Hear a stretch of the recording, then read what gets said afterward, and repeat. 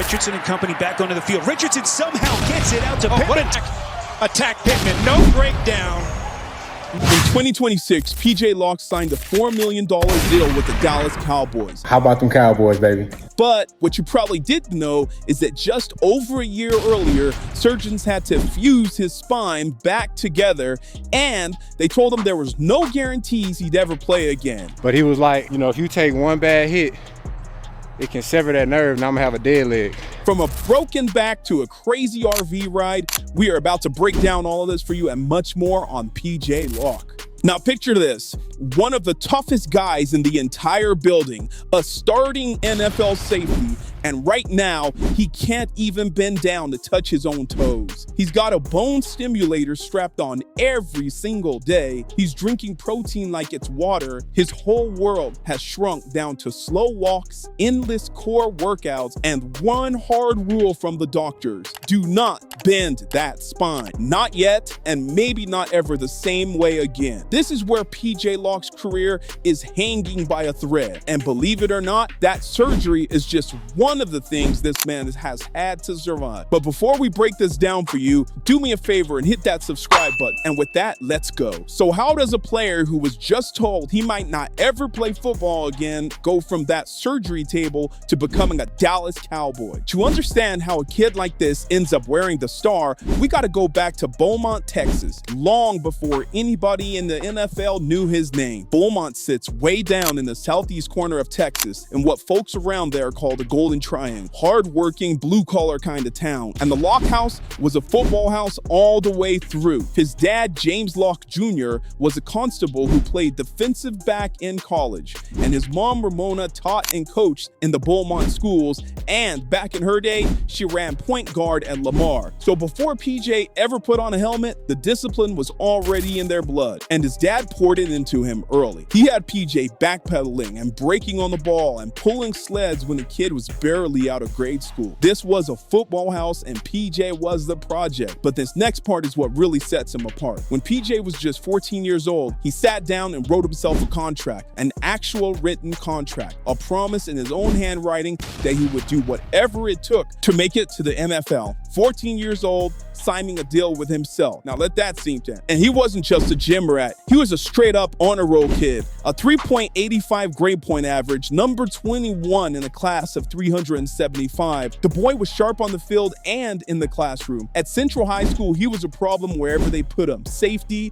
linebacker, or even the corner. By his senior year, he was the District 22 5A Defensive Player of the Year and an All-State pick, the best defensive player in the whole Beaumont area. But here's where the tough road started. PJ grew up loving the Texas Longhorns. That was the dream. And for the longest time, Texas did not want him. No offer. So he committed somewhere else. He committed all the way out to Oregon because at least Oregon believed in. And then, right before signing day, Texas finally called a late offer, the 11th hour. So PJ did the thing his heart had wanted to do the whole time. He flipped and he went home to be a Longhorn. He turned down Oregon, Baylor, and a whole list of others to chase the dream he'd carried since he was a little kid. His father saw it early. The way James Locke Jr. put it years later, all his life, PJ's always taken the tough road. But at the end of the day, he's always been able to rise up and get where he's going. Now keep that in mind for a bit. We'll come back to that. So Locke gets to Austin and he does what he always does. He goes to work, and he made an impression fast. When Tom Herman took over as head coach at Texas, he said PJ and his folks were the first and only set of parents he had ever personally called just to thank them for sending him such a good young man. A head coach don't be making calls like that just for anybody. 4 years with the Longhorns, he played in 47 games and started in 31 of them. They voted him a team captain going into his junior year. As a senior, he finished third on the whole team in tackles with 77 stops, and he picked off Georgia in the Sugar Bowl on New Year's Day. But even doing all that, PJ was never the star. He sat behind flashier names in that Texas secondary, guys like Deshaun Elliott and Holton Hill,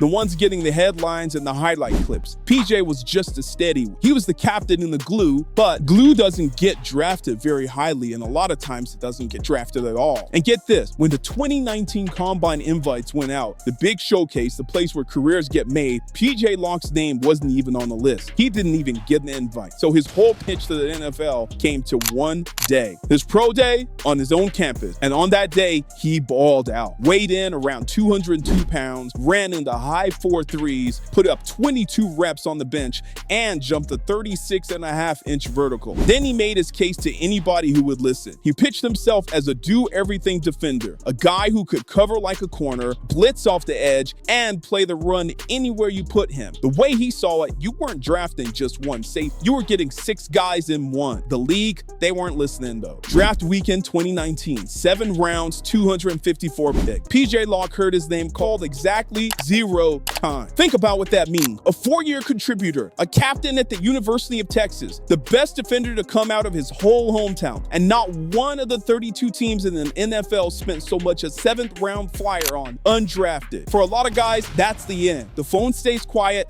the dream goes cold, and they go find a regular job. You already know PJ Locke isn't like a lot of guys though. When the draft wrapped, the Pittsburgh Steelers called and signed him as an undrafted free agent. No bonus worth bragging about, and no promise, just a number on the back of a jersey and a chance to fight for a spot. PJ took it like he'd hit the lottery. To him, a shot was a shot, and the shot was all he had ever asked for. But the tough road wasn't finished with. When the final cuts came at the end of that summer, Pittsburgh let him go. And it's not like somebody scooped him up the next morning. PJ sat there unsigned for most of the whole season. No team, no paycheck. Just a former Texas captain watching the NFL roll on without him, wondering if this one shot had already come and gone. Then, in December of 2019, the Denver Broncos called. They didn't offer a starting job. They didn't offer the 53-man roster. They offered a practice squad spot. It was the very bottom of the ladder. Most people would have felt insulted, but PJ Locke packed his bags for Denver and was ready to go. Now, when you're a practice squad guy who went undrafted, nobody hands you a thing. No reps with the starters, no spotlight. You get the scout team, you get special teams, and you get told to prove it. So that's what PJ did. He turned himself into a special teams weapon. By 2022,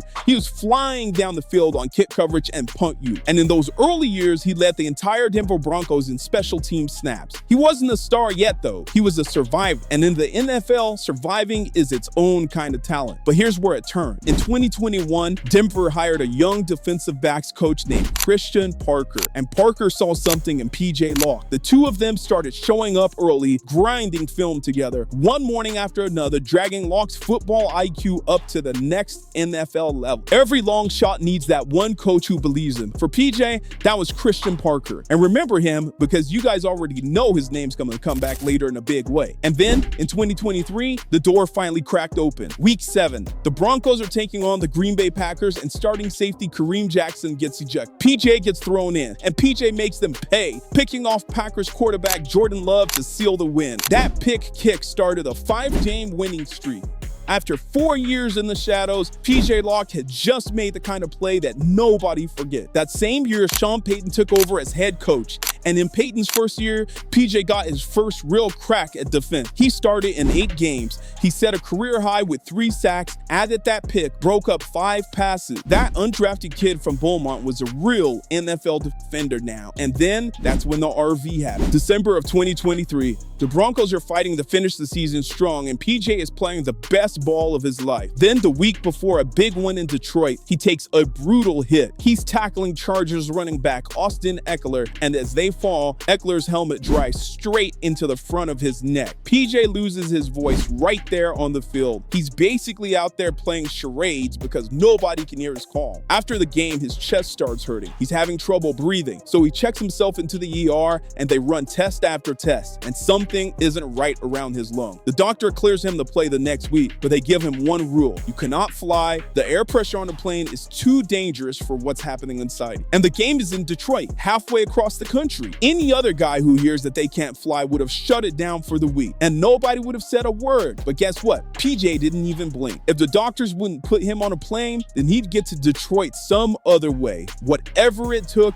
and he meant it. So he hopped onto an RV with a head of team security security and an assistant trainer to watch his vitals as they drove. Almost 40 hours round trip, 2,600 miles. He slept when he could, watched football film, and watched movies. Woke up somewhere out on the highway, still not there yet. They rolled into the team hotel for a few hours before the kickoff, and PJ went out and played 56 of the defensive 66 snaps. 4 tackles, knocked a pass down. He drove 2,600 miles in a camper just to get to work. Tell me that's not dedication. The next season, 2024, he became a full-time starting safety in Denver. He started in all 15 games he played. He racked up 74 tackles and forced a fumble. He even spent part of that year playing with a fractured and dislocated thumb in a cast, basically relearning how to tackle with one hand. It was the best season of his career though. But while the world watched him start every Sunday, he was carrying something nobody knew about. PJ Locke was playing that whole season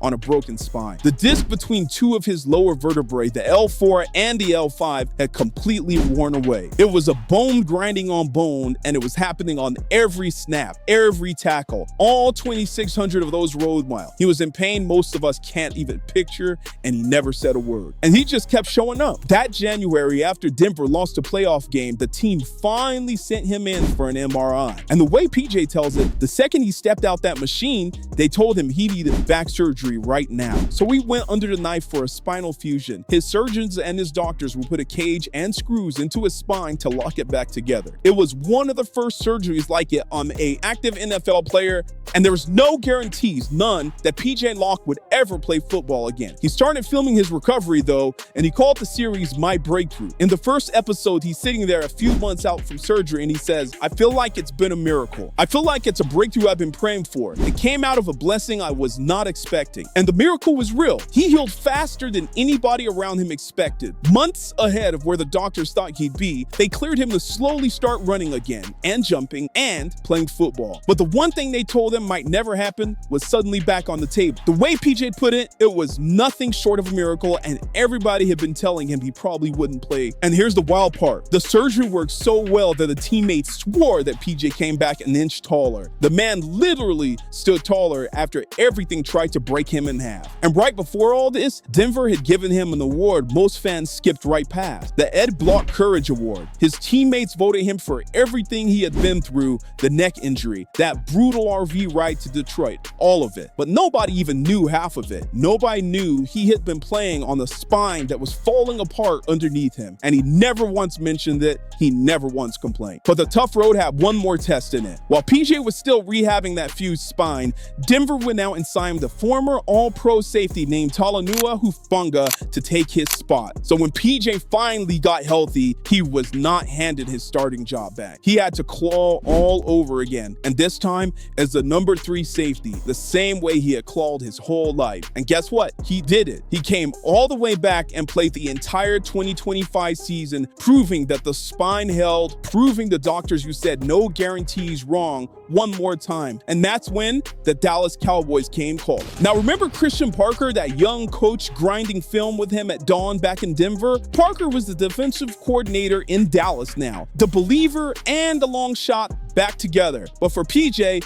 this was so much bigger than a reunion. This was home. He grew up in Beaumont rooting for the Cowboys. His whole family rooted for the Cowboys. His wife is from Fort Worth, and now he was going to put that star on for real. Standing there in a Cowboys jersey for the first time, he could barely believe it. It's such a surreal moment, a full circle moment. My wife is from Fort Worth. My whole family grew up Cowboys fans. To be here and be able to play for the home team is a blessing. It is such a miracle. An undrafted kid, not even invited to the combine, cut by Pittsburgh, buried on the practice squad, a man who drove 2,600 miles in an RV to play one game, who started the whole season on the broken spine and then had it fused back together, and then fought his way back up the depth charts all over again. And after every bit of that, he came home to play for the team he loved as a boy. Like his dad always said, all his life, he's always taken the tough road. But at the end of the day, he always rises up. If somebody had told you back when that draft phone phone never rang in 2019? That PJ Locke would one day walk into the Dallas Cowboys building as a starter? You'd have laughed in their face. But that's the thing about the tough road. It only looks impossible until somebody actually walks through it. From a 14-year-old writing himself a contract to a grown man signing a real one with the Dallas Cowboys. From a safety the combine didn't even bother to invite to the starter his hometown team went out and brought it home. From a back so broken that the doctors wouldn't promise he'd ever play again to a man who came back standing an inch taller than before. From cut and unsigned with no team and no paycheck to a $4 million deal with America's team. PJ Locke, number one, a Dallas Cowboy. Undrafted, cut, and counted out more times than anyone should be. But just like his dad always said, every single time he found a way to rise up. And this time, the tough road led him all the way home. Every single mile of it. Be sure to like and subscribe. And with that, I'm out. Peace.